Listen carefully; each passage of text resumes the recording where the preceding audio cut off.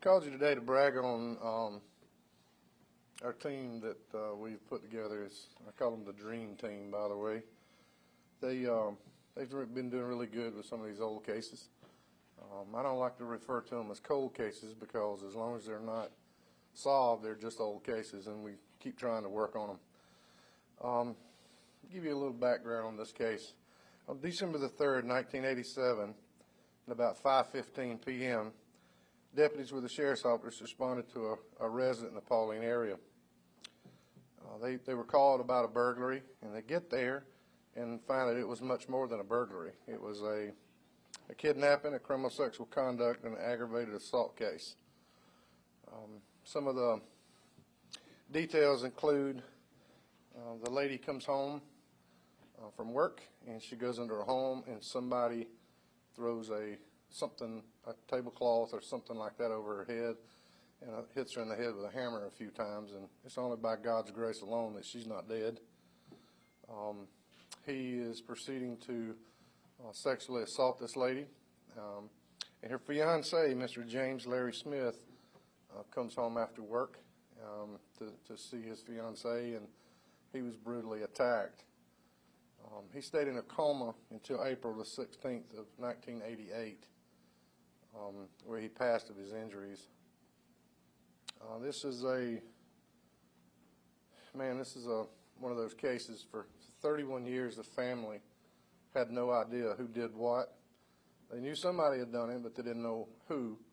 And it turns out that it was somebody in the close proximity of where these victims lived that actually committed this crime. I want you to know, if I'm not mistaken, Mr. Smith was a Marine veteran. So, I mean, you got a really good guy that went and served his country and comes home and is assaulted and killed by somebody on his own soil. And, you know, we're sorry. We're sorry for his loss, for sure. We're sorry for the victim of the criminal sexual conduct. And, you know, when I went out with the team the other day, there's two girls over there. When I went over to see the lady, her first thing that she said to me, she said, "It's finally over, isn't it?" I said, "Yes, ma'am, it's finally over." I cannot imagine. I just can't imagine having that on my mind all the time when you're sitting at church. Don't know if it's somebody that went to church with you. You know, if you're at work, don't know if it's somebody that works with you. You know, it's got to be very heavy on her, and it's certainly very heavy for the Smith family not to know. Not to know the reasons why. I don't have a motive. I wish I had a motive, but I don't have a motive. We collected evidence on the scene. It was sent to SLED, the South Carolina Law Enforcement Division. At the time, we didn't have a profile to match it against, but since advanced technologies have come our way, we were able. I don't know how SLED does what they do. But they have a different process, and they were able to identify the person who actually did this. Now, I'm going to show you a picture of this gentleman, and I want you to know that it's not the person's family's fault. This is just a terrible choice, a terrible act by one person. The gentleman that we found out that did this crime was a Roger Wayne Switzer. He died. He lived in the Pauline area as well, and he died in 2008. So that's the picture of the gentleman that committed both of these crimes. And, you know, I tell you what's impressive to me. I was speaking with both parties, the victim of the criminal sexual conduct and the murder victim's family. Both of them told me that they wished they were praying for the Switzer family. So I want y'all to hear that. And I'm going to tell you that's a bigger deal than you know, because it's easy to build up hate for somebody that takes loved ones or just hurts your loved ones, much less take them.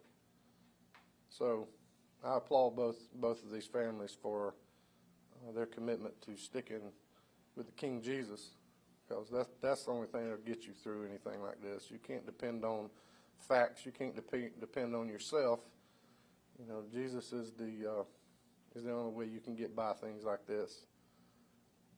I want you to know that we pray about stuff around here a lot. We pray for breaks in cases, and we certainly get them. And we also pray that we put the right people in the right spots.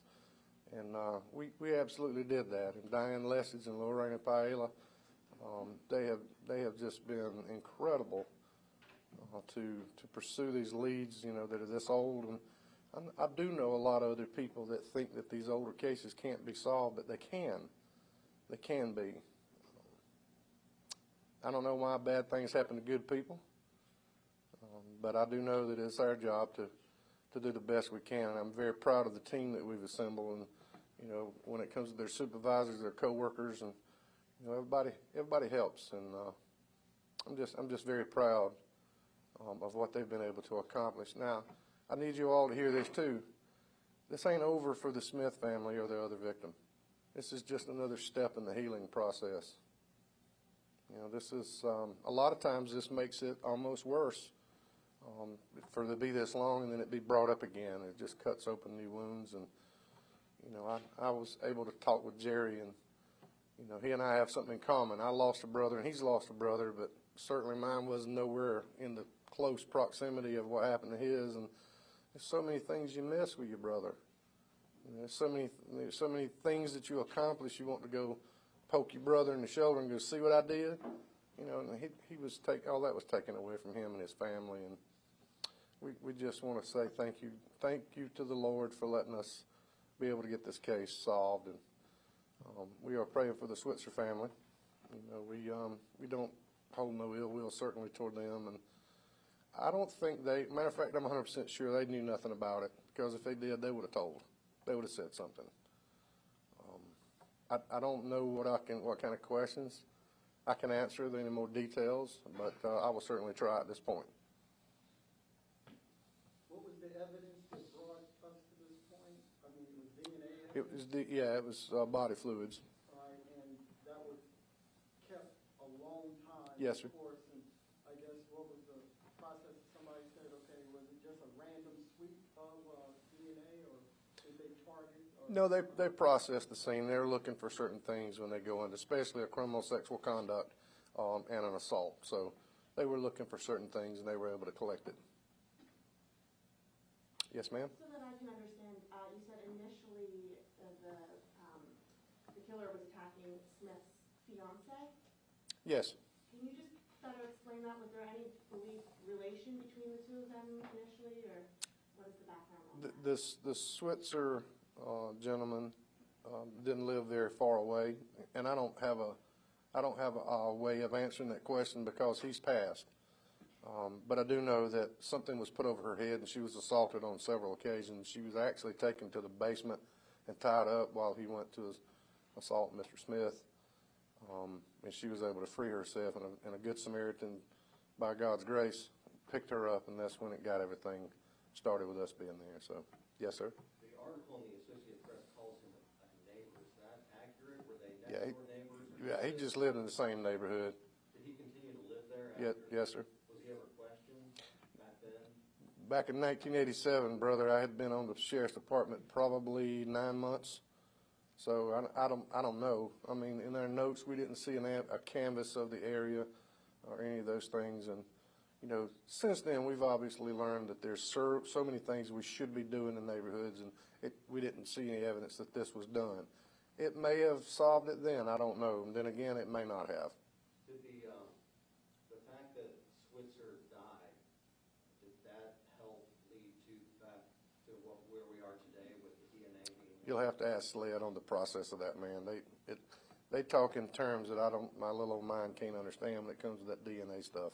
So what happened within recent months or weeks for this announcement to come now?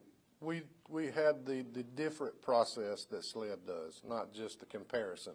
It's really easy if you find somebody, like if I cut my finger on a crime scene and you got my blood, and then somebody says, well, I think Chuck did that. So they compare, they get some DNA from me, and then they compare it, and if it's a match, then off the races we go. But we didn't have that in this case. So it's new technology? Yes, sir. Process that they... Yes, sir. Wow. Yeah, it's pretty big. Ma'am, did I answer your question fair enough? Yeah, absolutely. All right. So you don't want to talk about, call them cold cases, just old cases. That's right. What's your backlog like? Are you going to sled with other cases that you might be able Yes. to make connections now? Yes, sir.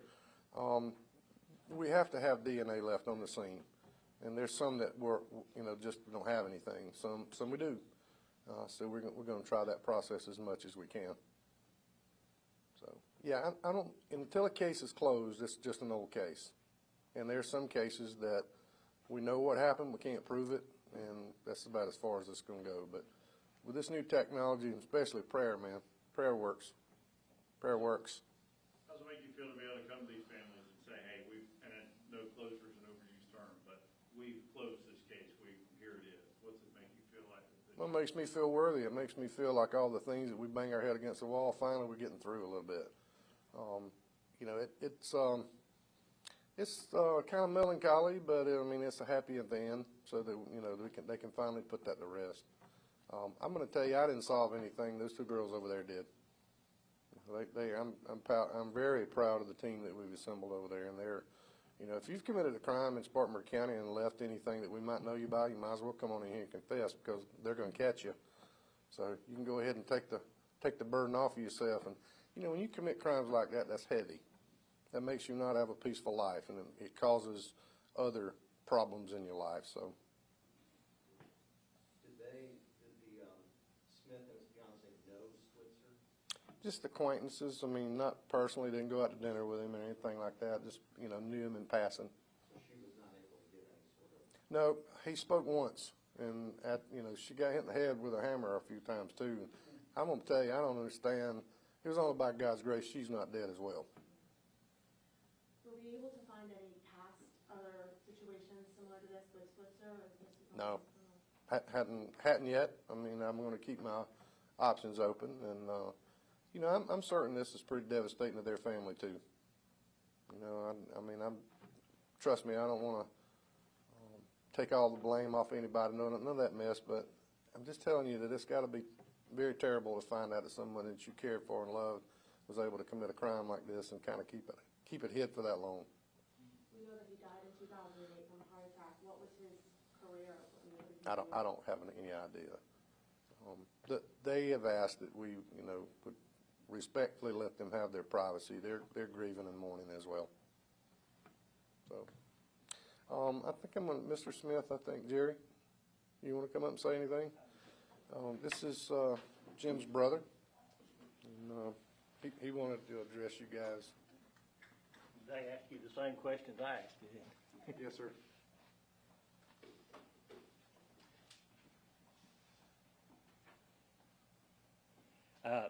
Just mainly wanted to say thank you to the Sheriff's Department for working on this case, not giving up on this case. 31 years is a long time, and it's, as Chuck says, it gives us some closure. It's not over, but, at least we got some closure. We know who did it. We don't know why. We'll probably never know.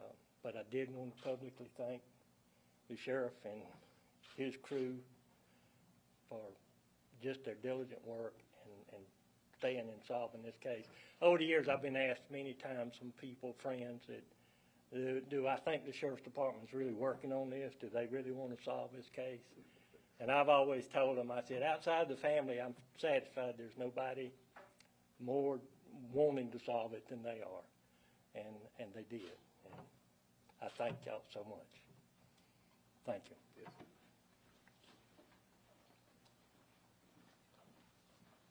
Thank you, Jerry. I'm not going to take any credit for it. I'm just going to tell you that those two girls over there, I want to remind you that they solved a serial rapist as well. It hadn't been that long ago. I've been up here telling you about the great work they did with that, and hopefully there's more to follow. So it's not just in rape cases, I'm going to promise you that. It's anything with DNA left on the scene that we can come up with a suspect and do the right things with, we will do it. So there's a few cases that is kind of more on my mind, I guess you would say. All of them are important, but I know the victim's mom is like the Zachary Kennard incident, I'd like to solve that case as well. I know his mother's a good lady, and, you know, she's struggling to find out. So again, if you know anything about that case or any old case, we will be happy to look into it and see, and maybe it'll work out to where we can do this for your family as well, and that's what we hope to do. So I really appreciate you guys coming. And, if you will, again, I want to just tell you, please pray for the Smith families and the criminal sexual conduct victims family and her, and for the Switzer family as well. So thank you very much.